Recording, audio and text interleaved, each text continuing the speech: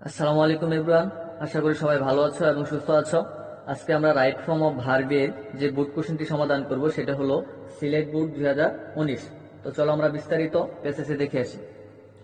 When I was a child, আমি যখন শিশু ছিলাম, dash afraid of the dark, অন্ধকার দেখে ভয় পেতাম।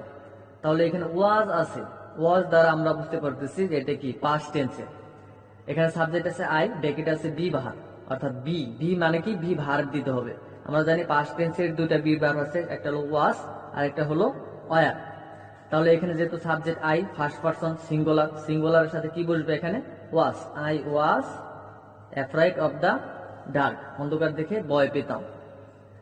And I dash go to sleep with a light on, এবং আমি কি করতাম বাতি অন করে ঘুমাতাম বা ঘুমাতে যেতাম। এখানে গো আছে, যেহেতু পাস্ট টেন্সের গল্পটা, তাহলে গো না, এখানে আমাদের কি দিতে হবে পাস্ট ফর্ম, অর্থাৎ ভার্বের পাস্ট ফর্মে দিতে হবে।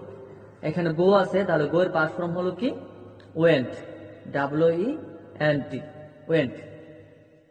ইভেন দেন, তখন আমি, আই ফেয়ার দ্যাট, আমি ভয় পেতাম যে, monsters dash climbing through my bedroom window, আমার বেডরুমের জানালা দিয়ে কি দৈত্যগুলো আসতে পারে বা দৈত্যরা দানবেরা আসতে পারে। এখানে আমাদের একটা বিষয় খেয়াল করতে হবে অর্থ অনুযায়ী, যেমন যে আই ফেয়ার দ্যাট, আমি ভয় পেতাম যে, আমি ভয় পেতাম যে, এটা আছে কি পাস্ট টেন্সে। আর পরে কি আছে যে মোস্টার ড্যাশ ক্লাইম্বিং থ্রট মাই বেডরুম উইন্ডো, আমার জানালা দিয়ে কি, আমার বেডরুমের জানালা দিয়ে কি দৈত্যরা আসতে পারে।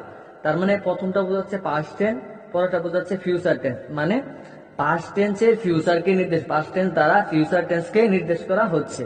এর জন্য এখানে আমরা ফিউচার টেন্সে ব্যবহার করতে হবে, অর্থাৎ মাইট অথবা উড ব্যবহার করতে পারি, উড ব্যবহার করতে পারি আমরা। তাহলে এখানে আমরা মাইট, MIGHT, মাইট, ক্লাইম্ব আছে, আমরা ক্লাইম্বই বসিয়ে দিব।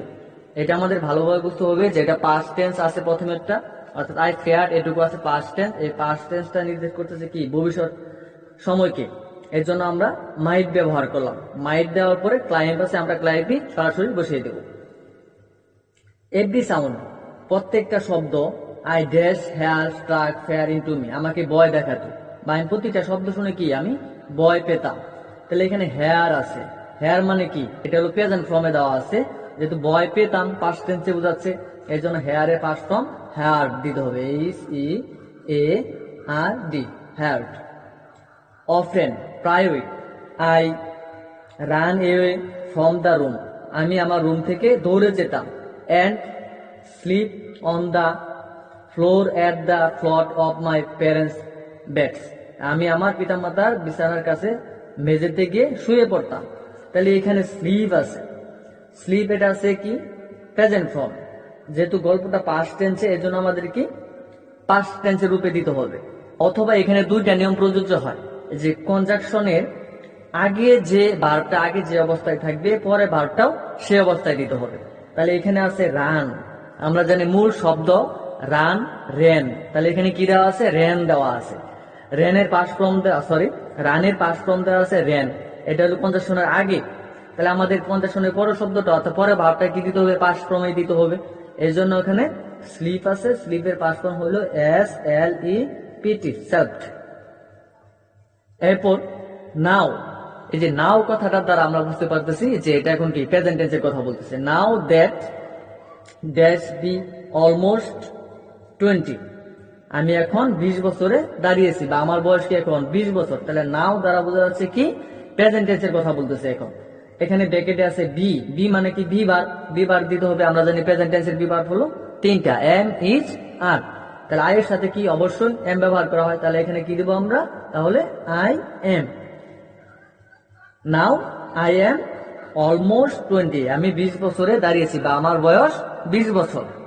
I obviously do better than what I dash, bracket আছে কি ডো এজ এ চাইল্ড, যে আমি অবভিয়াসলি মানে আমি অবশ্যই কি এখন ভালো করি শিশু হিসেবে।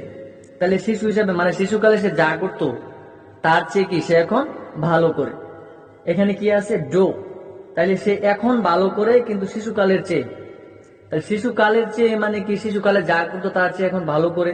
তাহলে শিশুকালে এটা বোঝাচ্ছে প্রেজেন্ট টেন্সে, আবার এটা বোঝাচ্ছে পাস্ট টেন্সে। তার মানে এখানে ডো আছে প্রেজেন্ট টেন্সে, তাহলে ডো এর পাস্ট ফর্ম কি ডিড, তাহলে আমরা এখানে দিয়ে দিলাম ডিড।